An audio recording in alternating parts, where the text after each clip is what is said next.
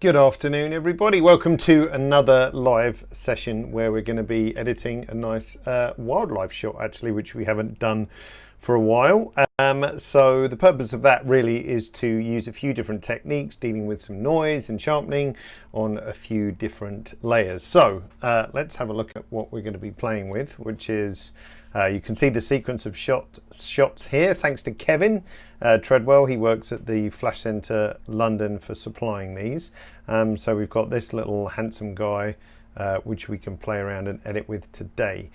Shot with a Canon EOS R by the looks of it on a massive lens, 500mm, which allowed him to get so close by the looks of it.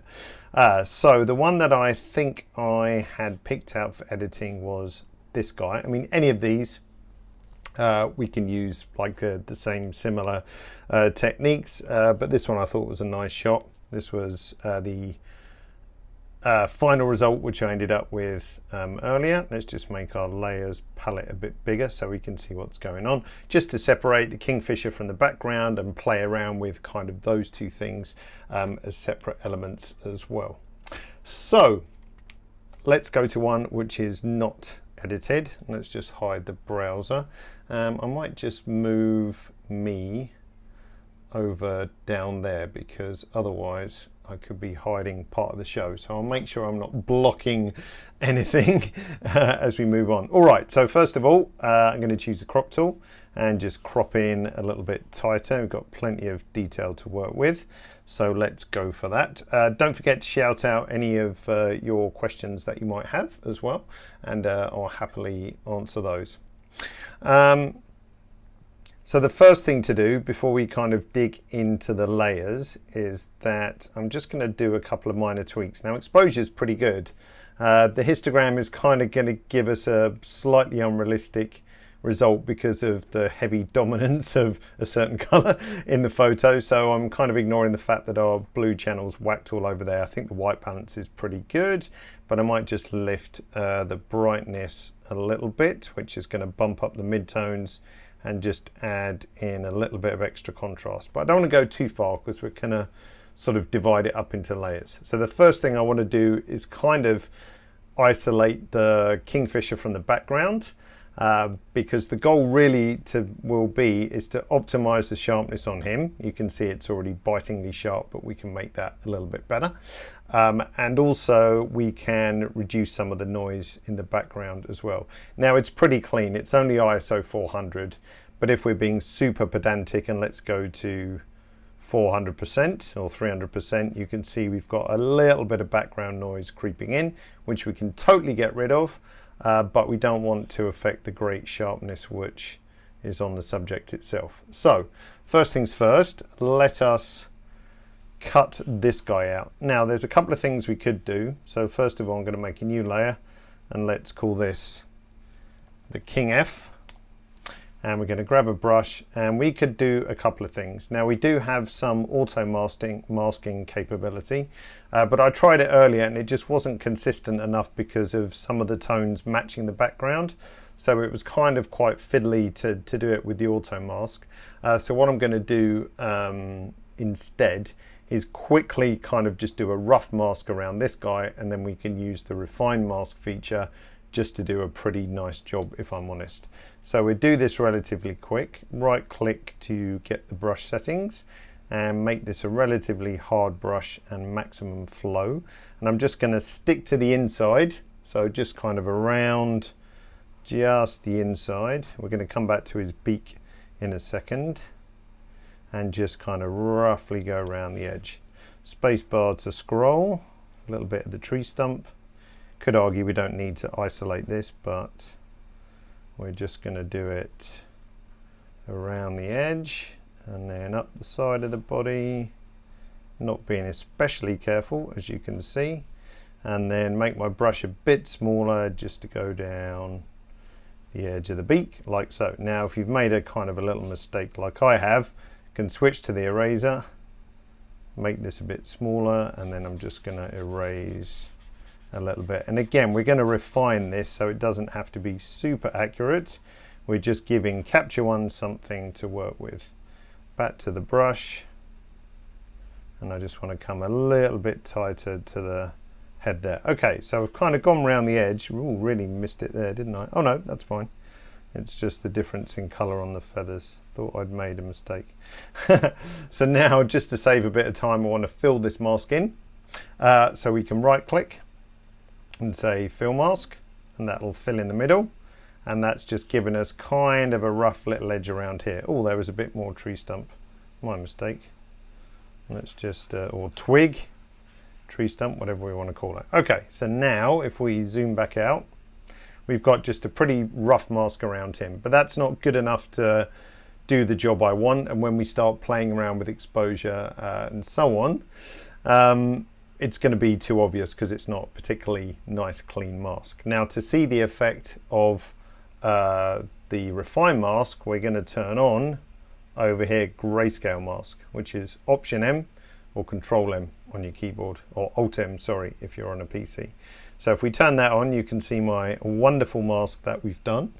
And now if I right click, we can say refine mask.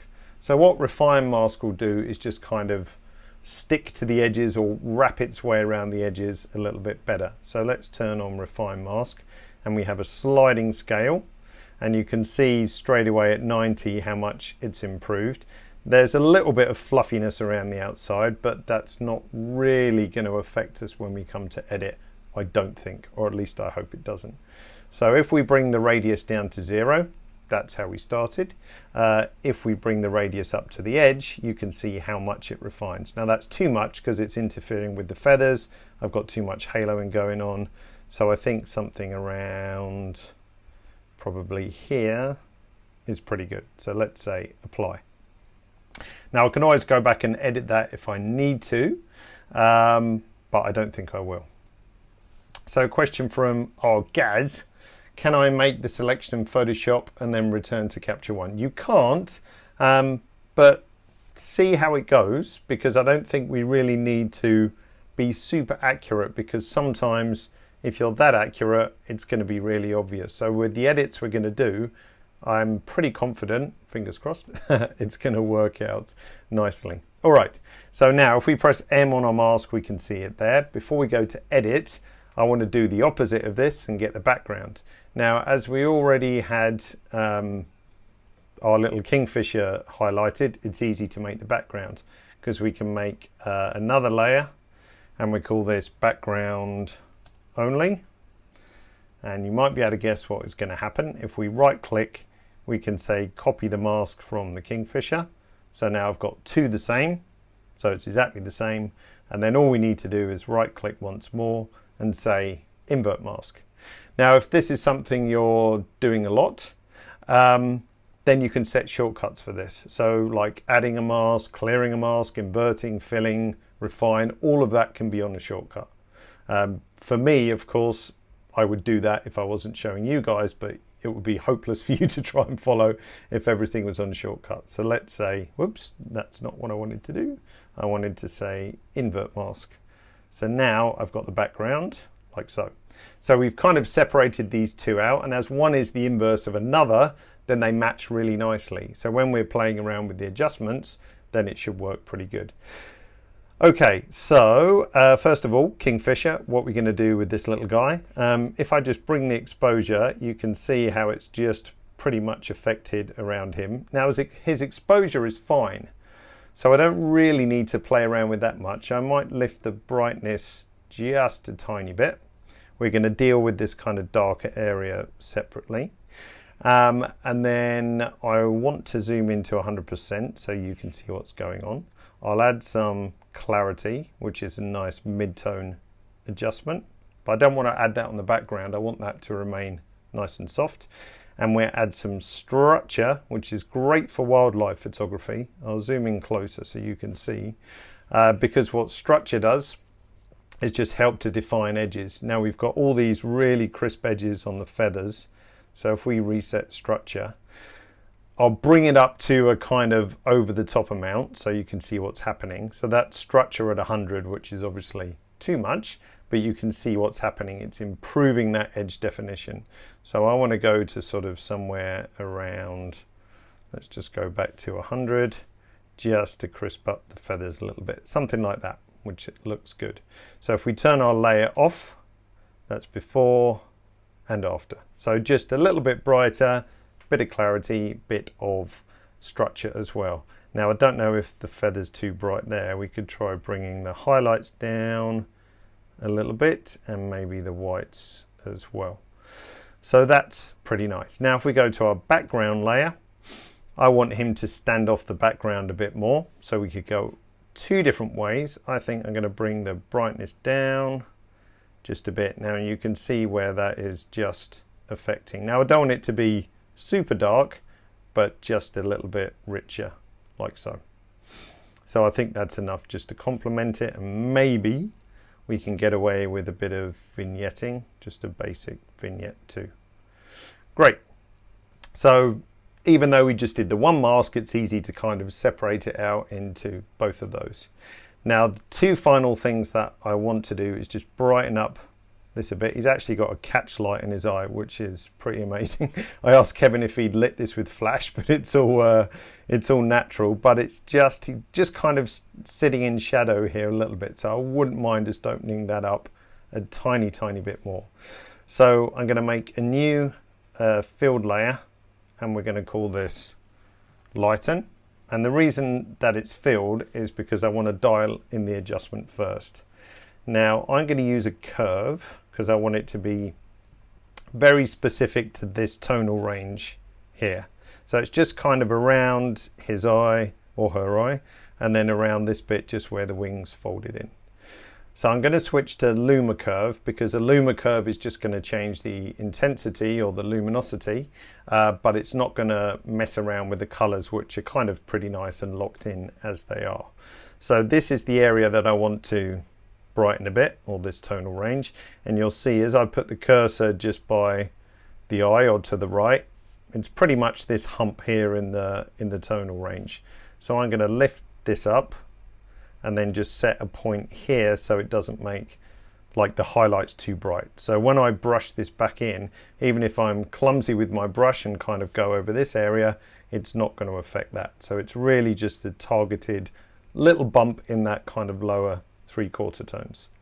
So if I right click on here and say clear mask, that's going to take the mask away, but it's going to leave my curve adjustment that we did. So now I can grab my brush, go back over on here, going to make this a bit bigger and nice and soft. And now we're essentially just brushing in that curve adjustment where we want to have it.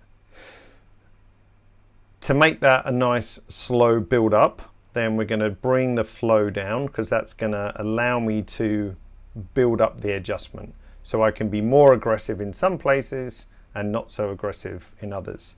So the more brush strokes there are, the more intense that adjustment's going to be. And keeping the flow nice and low will allow it to build up slowly. So I'm just going to lift his eye a little bit and then just around here, and then make the brush a bit bigger and just come down this section a touch. It's not going to be much.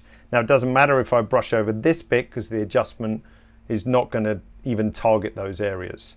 So I don't have to be super critical with the brush. I can just be a little bit lax and it's no problem at all. Now I could also just lift this a little bit as well.